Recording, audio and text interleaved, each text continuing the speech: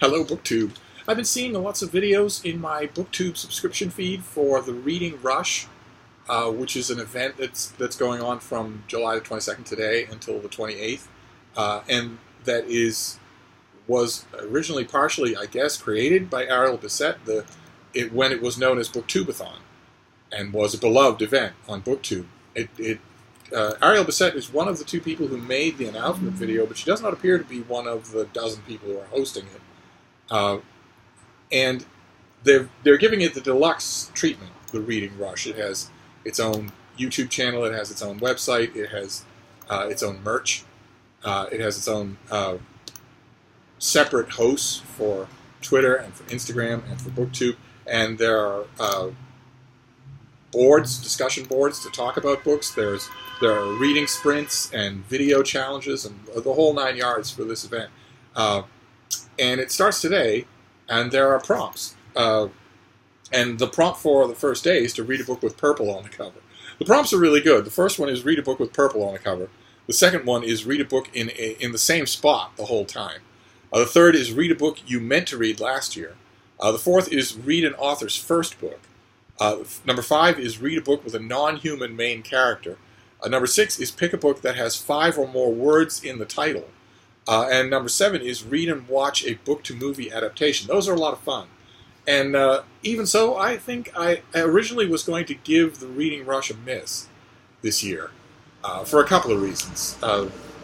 One would be that of the dozen or so people who are involved in hosting, half I don't have any idea who they are, and the other half consider me to be Satan incarnate. And that tends to throw a damper on things for me. But the more I thought about it, the more I looked around on the website, the more I realized there was another reason that was bothering me even more, why I was thinking of just missing the whole thing this year, which is that it seems much more corporate. It is much more corporate. It is corporately sponsored, for instance. That's thing number one. And you have to keep in mind, with corporate sponsorship of any kind, that it's quid pro quo. And you are not privy to the terms. So you don't know, when you know that an author is paying for or a corporate sponsor is paying for something, you don't know what you're seeing was in the contract. In other words, you don't know what to believe or what not to believe in terms of enthusiasm or genuine sincerity. And also there's the question of just the corporate feel of it all. I mean, the Reading Rush merch, the people who would in the normal BookTube world be the people running it and enthusiastically loving it seem to be more in the distanced role of CEOs or whatever. And also, most tellingly, in 2019, we all have to get a lot better and fast. The learning curve has to be steep. We have to get a lot better at safeguarding and using our most precious resource as individuals. And once upon a time, that was knowledge or industry. But it's not anymore. In 2019, in the 21st century, your most precious resource is your data. And if we don't start realizing that, we're all going to end up as slaves. And so, I immediately stop cold. I immediately freeze in my tracks when any kind of an event or person or authority of any kind asks me for data. There's only one possible explanation for that, and it's nefarious. It's not good. And for the Reading Rush website, you have to sign up. There is no reason for that other than to harvest your data. Ariel Bissett and her friends and her co-hosts and her allies have any number of ways to know whether or not their event is popular and what people think about it, other than asking you to hand over data. There is no reason whatsoever for a sign-in except that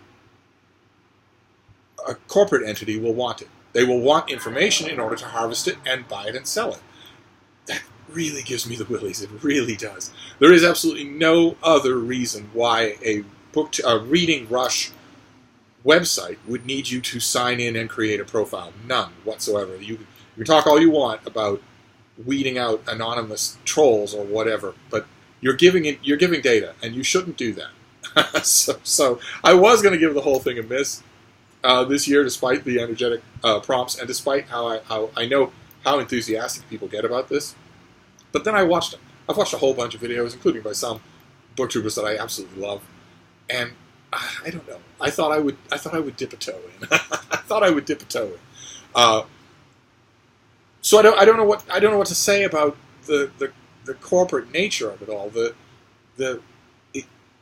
Places that have the companies that facilitate someone selling merch. Not necessarily just talking about the Reading Rush here, but any site, any website, anywhere.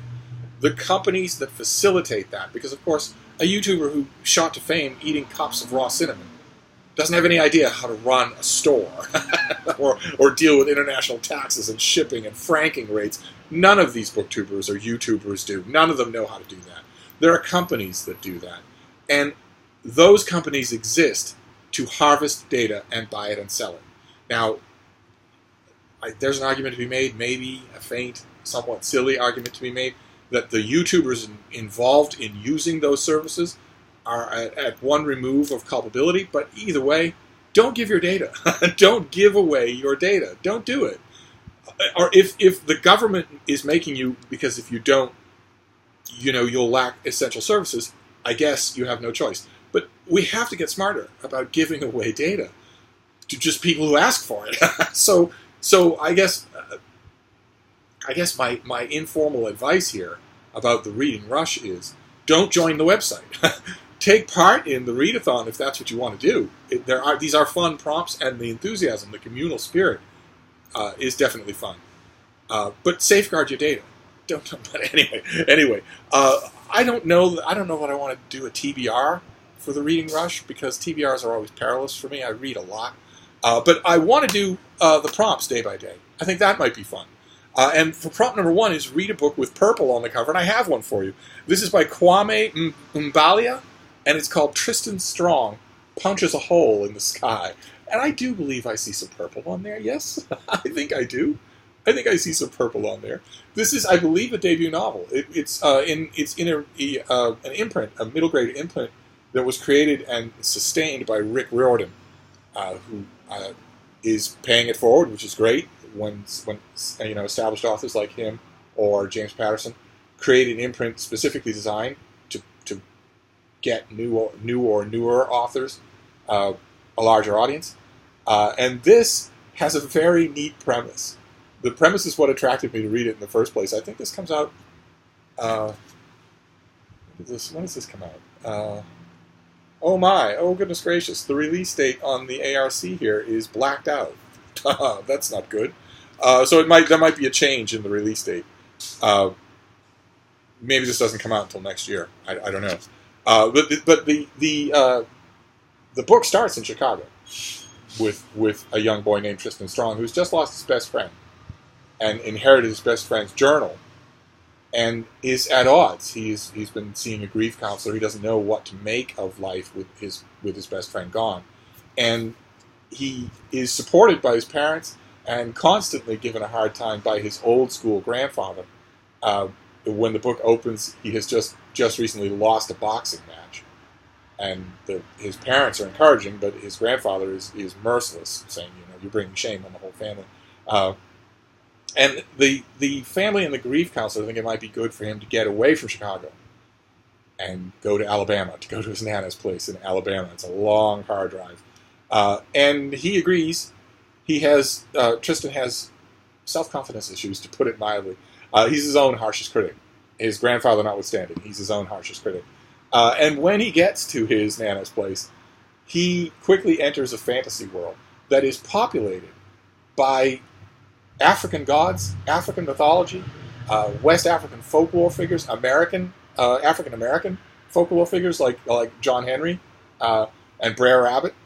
And so it's got flavors of both that new Marlon James novel and also American Gods by Neil Gaiman. Although when I was reading this thing, I was loving it. I absolutely loved it. It has purple on the cover, and I also want to recommend it. When I was reading it, the strongest vibe that I got was Spider-Man Into the Spider-Verse, Miles Morales. Tristan Strong and Miles Morales are very, very similar characters. Both instantly likable, both instantly lovable. You genuinely root for them. And the longer that Tristan spends in this fantasy world, the more he gets caught up in the internecine strife that's going on in that world, And also, the more he learns that he has fantasy elements in himself. He has superpowers that he didn't know about, and that he's going to have to learn how to use. And it's terrific. It's just absolutely terrific. I ought to get clearer in my mind about whether or not this is the author's debut. It's tremendously impressive if it's a debut. And the story is exciting, and the key for me, for middle grade books like this, especially with a limited narration, we see the world and everything that's happening to him through Tristan, and only Tristan, is that the main character be likable. They don't have to be a paragon, but I am so tired of reading middle grade and YA books where I'm supposed to be happy to spend a ton of time, 300 pages, cheek by jowl in the mind frame of someone who's an a-hole. I don't know why I would find that attractive, and I never do. Whereas Tristan is someone you can believe in. And I thought when I was reading this, while I was turning the pages, it's extremely easy to read. Give it to a young boy. He's going to love it. But I thought, until about halfway through, I thought, the African elements, the mythological elements, the high fantasy, the cutthroat pace of it all would be my favorite aspect. But now that I'm finished with it, the thing that I'm remembering most is the reverence. Well, there's humor. There's a terrific amount of humor involved here. It's not just Tristan, although it's mostly him. He's a great wisecracker.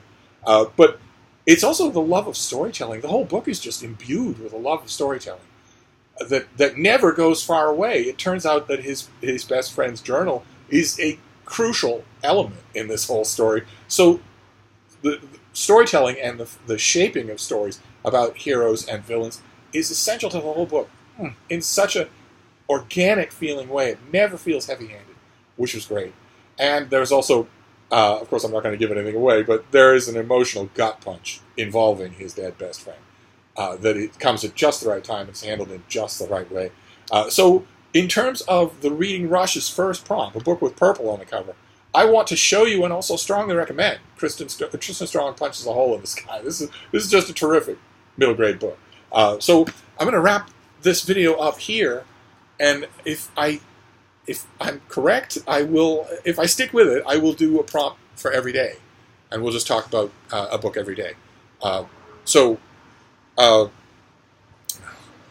I'm at a loss here. Ordinarily at this point in the video, I'll leave a link to the introduction video for the Reading Rush. Maybe I'll leave links to some of the videos I've seen from booktubers that I like. maybe I'll do that. I'm ambivalent on the whole thing, and probably that means this will be my last go round with the Reading Rush that used to be Booktubeathon. I never would have thought the day would come when I would abandon Booktubeathon, but I don't want to be part of a Reading Rush database. I just don't. And I don't think you should be either, because you don't know where that data is going, and neither does Ariel Bissett. So just a word of caution, and I will just stick to the I will just stick to the ad hoc version of this whole thing. But I won't, I promise, do the same lecture every day. We'll just move straight on to the book tomorrow. Thank you, BookTube.